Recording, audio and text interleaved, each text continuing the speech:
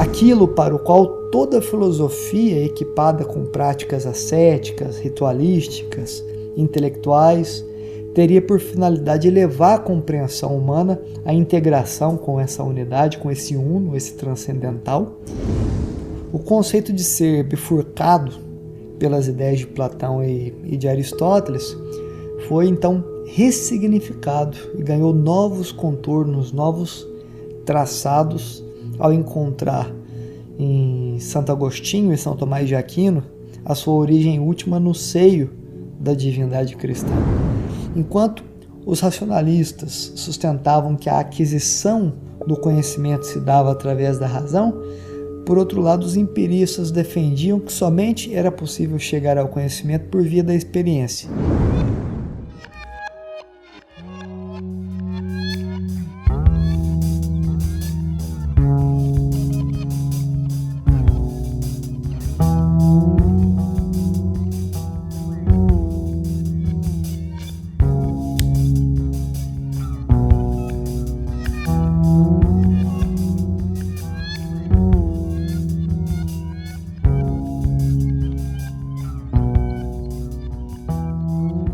É muito interessante a constatação de que o ser é primeiro buscado na antiguidade, em uma esfera mais rarefeita do pensamento, e que essa busca faz com que essa realidade se condense, se pluralize, se precipite, até que o ser caído seja totalmente acomodado e absorvido pelo solo, ou seja, até a sua total incorporação na matéria, na objetividade, e até mesmo na sua máxima substancialidade.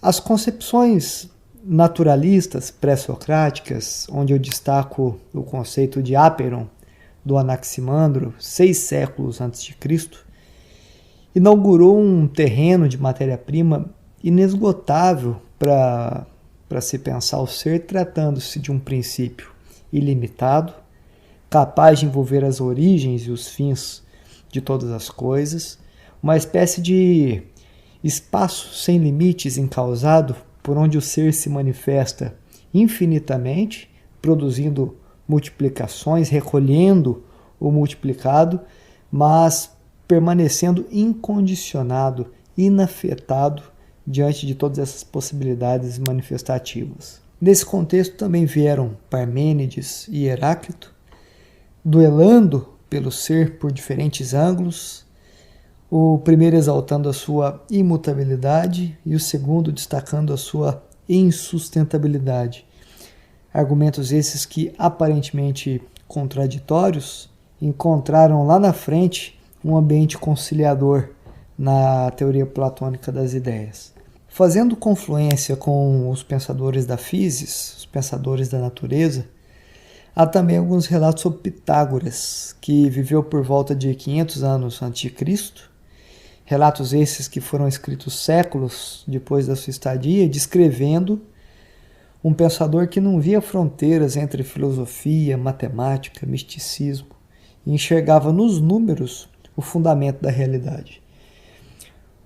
Os números pitagóricos, no entanto, não eram entes abstratos relacionados simplesmente a quantidades, mas sim valores metafísicos e espirituais que eram constitutivos da própria ordem da realidade do mundo.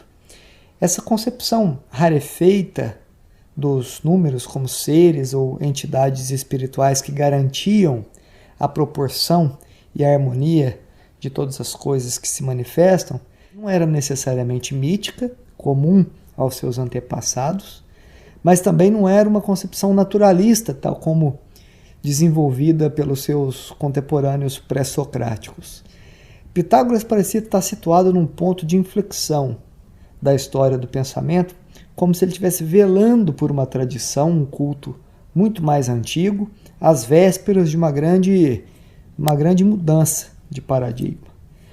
Daí mais tarde vem Platão, por volta de 400 a.C., o filósofo cuja influência mais resistiu no tempo ao longo da construção do imaginário filosófico ocidental. Ele desenvolveu uma teoria unificadora em muitos sentidos, onde o mundo sensível seria um reflexo imperfeito das formas perfeitas contidas no mundo ideal. E nesse sentido, a sua descrição de mundo ideal incorporou a concepção do Parmênides de um ser perfeito, imutável, enquanto, por outro lado, a sua descrição de mundo sensível buscou acomodar a concepção do Heráclito, de um ser conflitante, mutável, efêmero, fundamentado no dever. Essa distinção demandava, como consequência, um regime filosófico transcendental. O que isso quer dizer? A ideia de que havia uma realidade superior, independente, separada de um mundo sensível, dando a conotação de um realismo exagerado.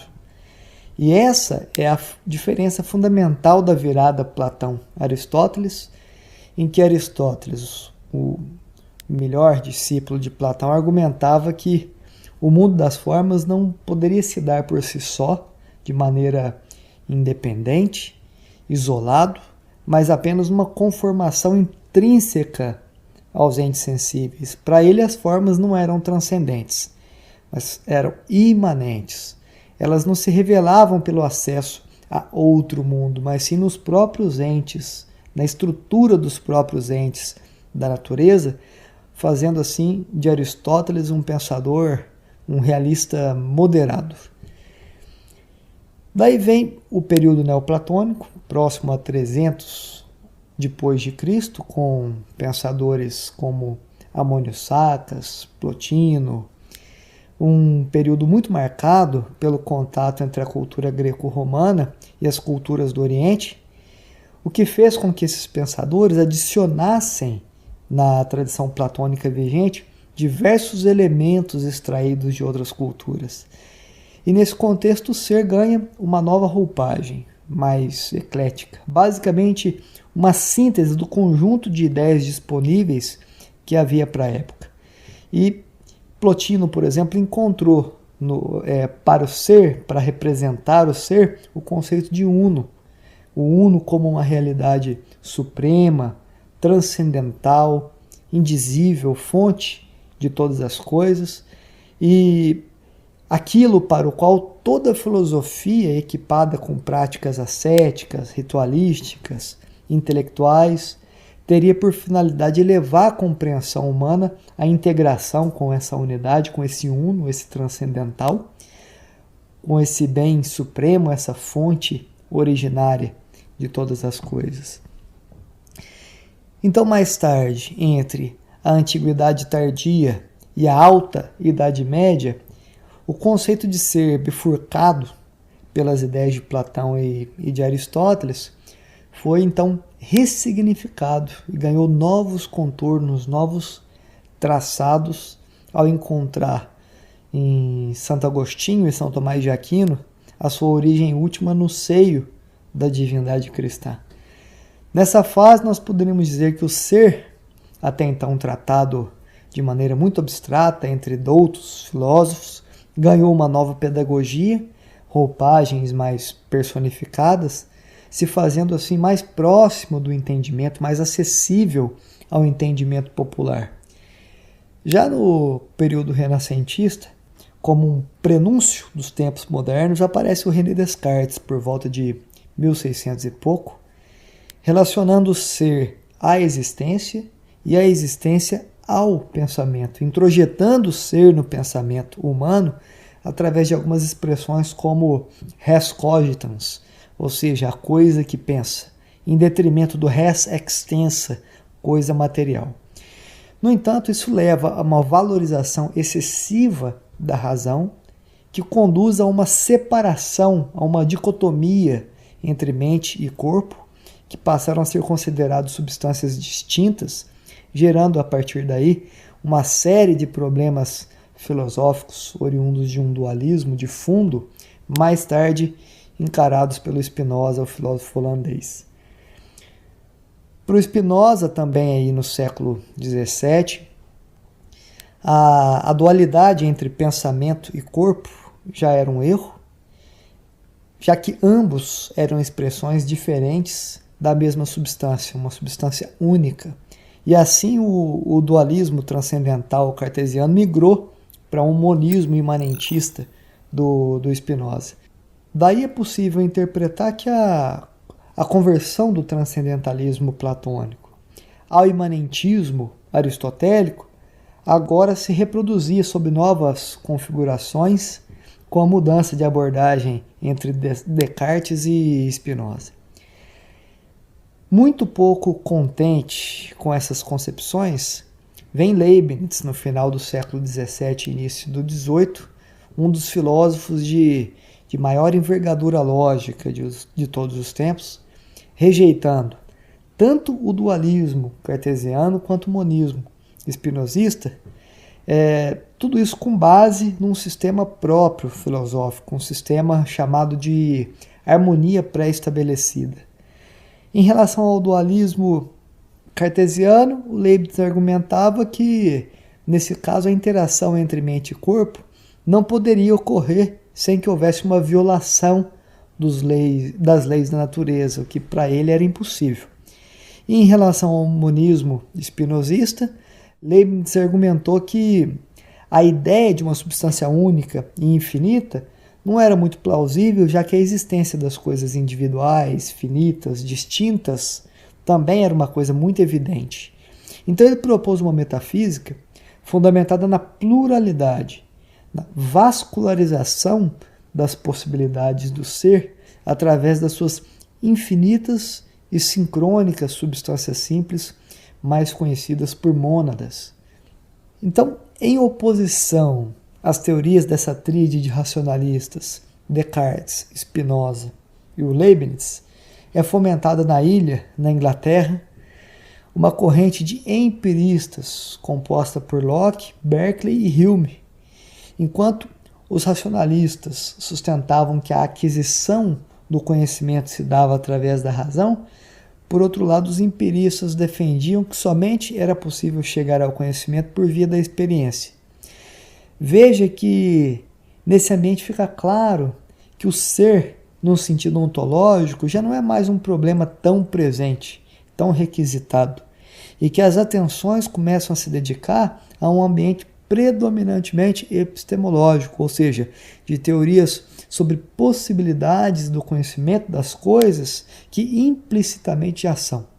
Então, para Locke, o fundador do empirismo, a substância é uma entidade abstrata que não pode ser conhecida diretamente senão por meio das suas qualidades perceptíveis.